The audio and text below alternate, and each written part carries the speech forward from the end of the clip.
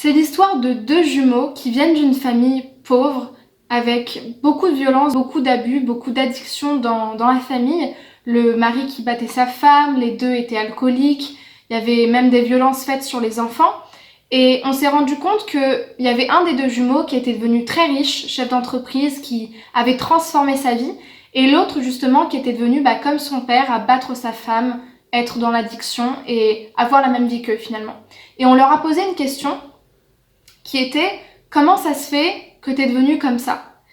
Et leur réponse a été la même. Elle a été « Mais en fait, avec mon passé, mon vécu, c'est normal que j'ai eu cette évolution-là. » Et moi, cette histoire, l'histoire des jumeaux, elle m'a toujours passionnée. Elle m'a toujours passionnée parce que je sais pas si t'as senti en fait ce qu'il y avait en dessous, mais il y a ces mêmes points d'interrogation par rapport au fait que qu'est-ce qui fait qu'il y en a un qui a évolué plutôt que l'autre? Et finalement, ce sur quoi ça met le point et le trait final, c'est le fait que pour une même situation donnée, il y en a un qui a développé sa résilience et qui a transformé sa vie, et l'autre qui s'est laissé tomber et qui n'a pas réussi à surmonter ça justement. Et la question n'est pas de juger qui a du mérite, qui en a pas, c'est juste de savoir comment ça se fait que la résilience, c'est-à-dire cette capacité de se réorganiser, surmonter, s'adapter à une épreuve de la vie, que ce soit la violence, la mort, l'abus, l'addiction, tout ce qui fait qu'à un moment donné la vie s'arrête et qu'elle peut basculer. Comment ça se fait que t'en as qui en profitent pour évoluer et transformer leur vie, alors qu'il y en a d'autres qui vont plutôt avoir tendance à stagner, voire à régresser et à se laisser couler? Et c'est la question que je te pose aujourd'hui, et c'est pour ça que j'en ai fait cette vidéo méditation sur le processus de résilience, parce que c'est un sujet de développement personnel qui m'a toujours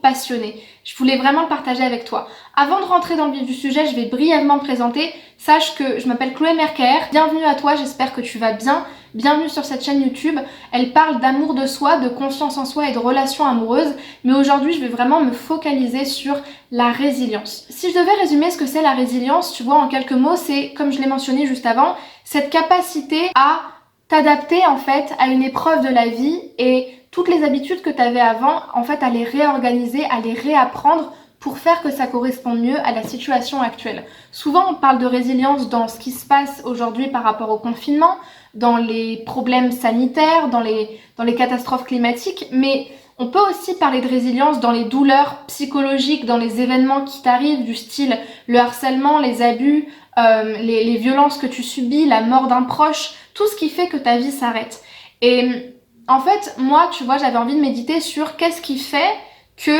non seulement la résilience est quelque chose d'imprévisible, on peut pas le savoir, parce que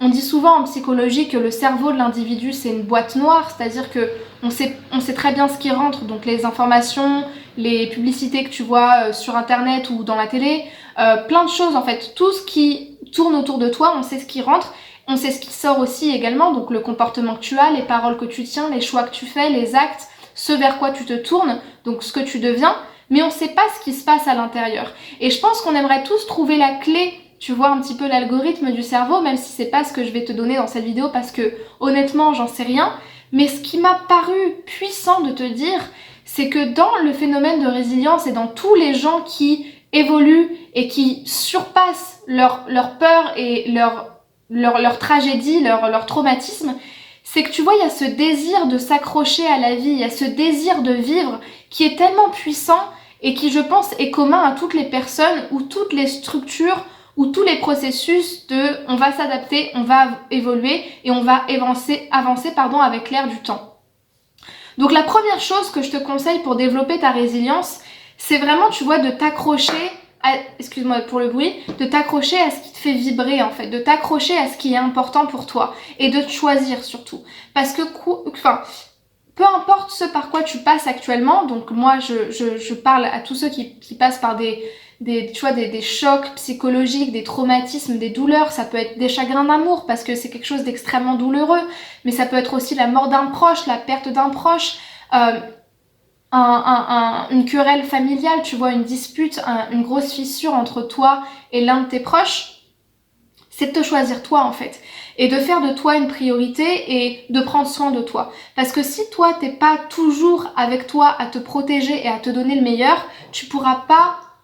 développer ta résilience et à terme tu pourras pas évoluer. Parce que autant on remarque, tu vois, ce désir de vivre chez les personnes qui développent une vraie résilience, c'est-à-dire une vraie capacité à transformer leur vie, à se réinventer, autant chez les personnes qui stagnent et qui ne peuvent pas surmonter certaines épreuves psychologiques, et on les juge pas, il n'y a aucun jugement là-dessus, c'est juste qu'il n'y a pas, tu vois, ce feu en fait, de se dire moi je vais me raccrocher à quelque chose, même si c'est minime et même si ça n'a pas d'importance, je vais me raccrocher à ça parce que pour moi c'est important. Il n'y a pas cette impulsion, ce désir, cette pulsion qui te pousse à vouloir désirer avoir quelque chose ou vouloir espérer en quelque chose. Parce que espérer, c'est encore avoir un désir, tu vois. Sinon le désir de rêver à quelque chose qui pourrait arriver mais qui n'est pas encore. Donc, pour développer ta résilience, j'ai juste envie de te dire, espère, crois et accroche-toi en fait à la vie et à toi-même. Choisis-toi, développe ton amour de toi parce que pour moi, à mon sens, c'est la meilleure façon de développer ta résilience. C'est-à-dire, quoi qu'il t'arrive, de toute façon, dis-toi bien que peu importe les choses qui vont t'arriver dans ta vie, on n'est jamais prêt pour ça. On n'est jamais prêt pour évoluer, on n'est jamais prêt pour faire face à la mort d'un proche, on n'est jamais prêt pour faire face à la maladie, on n'est jamais prêt pour perdre quelque chose qui on pensait acquis en fait, qui à notre sens était acquis. Donc en fait, tout ce à quoi tu fais face, t'y es pas prêt. Mais si tu te dis je vais me raccrocher à quelque chose, je vais me raccrocher au fait même que j'ai envie de vivre, par exemple dans la maladie, ou par exemple dans le risque de mourir, ou même quand tu perds un proche, te dire bah ouais, c'est triste, j'en meurs, mais au fond de moi, j'ai envie de continuer encore parce que je sais qu'il me reste des choses à vivre. Et ça peut paraître tellement ridicule et simple, mais c'est tellement puissant en fait de dire en fait moi je vais pas me laisser tomber, peu importe ce par quoi je passe, moi je vais pas me laisser tomber parce que pour moi j'ai de la valeur. Donc en fait tu vois, je sais pas si tu l'as compris, mais entre la résilience et l'amour de soi, ben il y a qu'un pas en fait. Parce que quelque part, vouloir se réinventer et vouloir continuer à vivre et à s'adapter pour évoluer et ne pas tomber dans le désespoir ou ne pas se laisser tomber, en fait, il y a énormément d'amour de soi derrière et il y a énormément d'amour de soi qui est requis. Parce que pour ne pas te laisser couler quand tu vis un chagrin d'amour ou que tu es au chômage ou que tu n'arrives pas à avancer dans ta vie, que tu trouves pas de sens, créer du sens parce que toi-même t'estimes que ta vie a du sens ou qu'elle doit en avoir, c'est que tu as vraiment beaucoup d'amour de toi. Donc vraiment, une seule chose, et pour moi c'est le mot phare de ma méditation sur la résilience, c'est choisis-toi et raccroche-toi à ton désir de vivre. Parce que c'est la seule chose qui peut t'amener à trouver ensuite d'autres moyens, d'autres ressources à grappiller, peu importe quelle qu'elle soit, pour continuer à avancer dans ta vie, même si c'est juste, tu vois, un pas de 1 mm par jour, au moins tu avanceras. Donc voilà, c'était mon message pour toi aujourd'hui. C'est un petit peu différent de ce que je fais d'habitude, mais la résilience, je pense que c'est un sujet qui nous touche tous, et surtout quand on veut justement être des femmes ou des hommes d'exception, c'est-à-dire des femmes qui s'affirment, des femmes qui sont dignes, des femmes ou des hommes qui savent renoncer à des situations médiocres ou pas valorisantes pour eux.